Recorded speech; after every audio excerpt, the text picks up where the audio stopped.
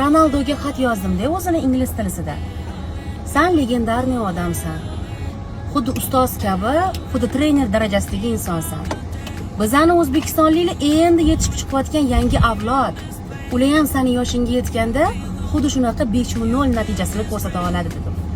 O'rtoqlar, haqiqatan ham Ronaldo tirik afsona. Agarda ertaga bu o'lsa, butun dunyo buni xotiralaydi, butun dunyo shuni kumir deb bilib, bitta davrda yashab o'tmagani uchun afsus qiladigan darajadagi inson. Chunki kelajak avlod shunaqa inson yashab o'tgan ekan tarixda deb baribir kumir deb bilib harakat qiladi-da.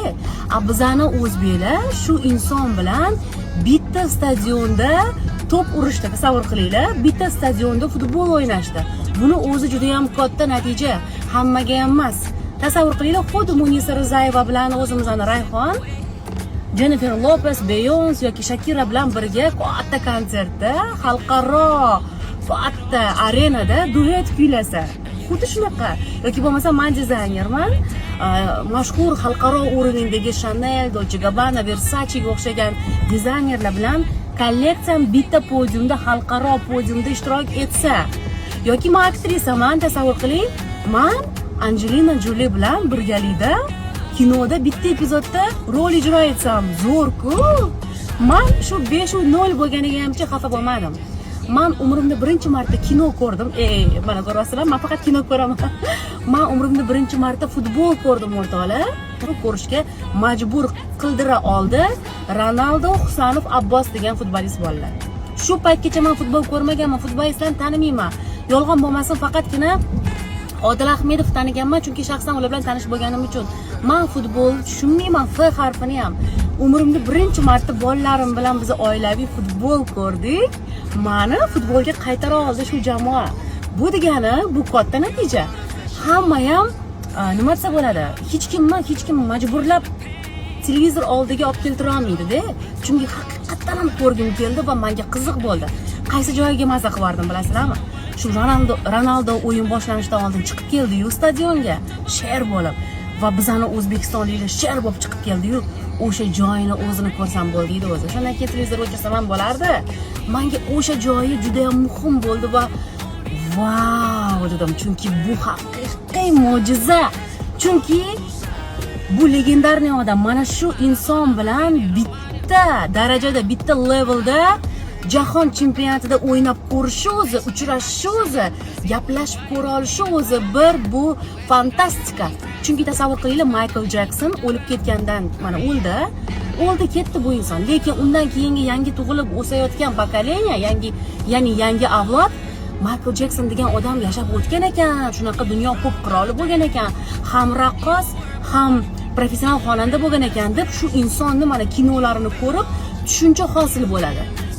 Odamlar afsus chekadi Michael Jacksonni davrida tug'ilmaganiga. Ya'ni uni yo'nalishidagi fanatlar demoqchiman. Endi futbolga ixlosmand yoshlar hammasi uchun bu kumir Ronaldo, Messi. Boshqasini tanimaydi bizani baribir yangi avlod. Ya'ni shu Ronaldoni fanatlari baribir shu inson bilan qachondir uchrasharmikinman degan orzu bilan futbolda baribir shuncha karyera qiladi, shuncha trenirovka qilishadi-da. Men ishonamanki, bizani O'zbekiston mana shu futbolchilarimiz ham Ronaldoni haqiqiy baribir qalban muxlisi bo'lgan. Qalban Ronaldo bo'laman kelajakda degan bir umidi bo'lgan. Bu xolasiz xolamassiz haqiqatan ham shunaqa.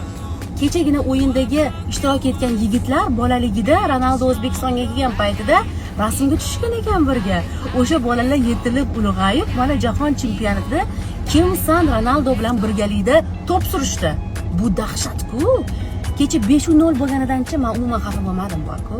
5-0 bo'ldi. Nechta odam haterlar yozishdi, misol uchun, har xil negativlar bo'ldi-da baribir. Ajab bo'pti. Ajab bo'pti. 5-0 bo'ldimi? Ajab bo'pti. Bu ham hammaga emas. Misol uchun men fashion yo'nalishi bo'yicha o'sha Chanel, Balenciaga, Dolce Gabbana dizaynerlariga yutqizib kelishga ham roziman.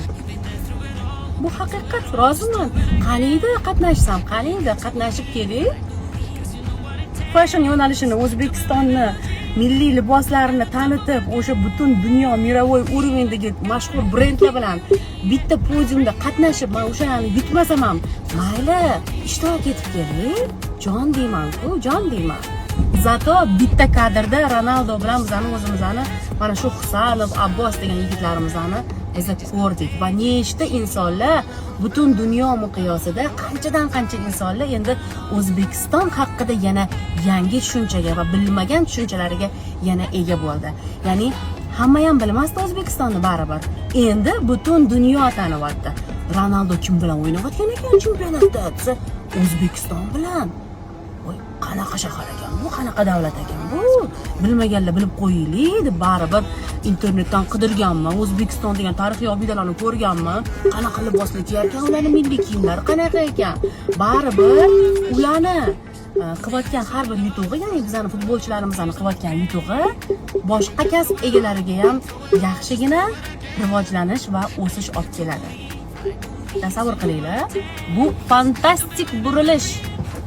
Butun dunyo orzu qilgan, O'zbekiston ham qachondir dunyo chempionatiga chiqadimi degan orzu bo'lgan o'rtoqlar.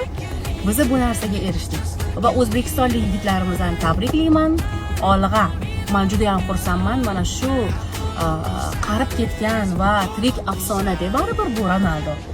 Yaqindagina pensiyaga chiqadigan inson.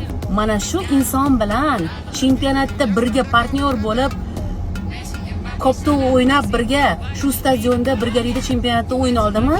Shuni o'zi katta. Hammaga emas. Respect, no comment, no problem.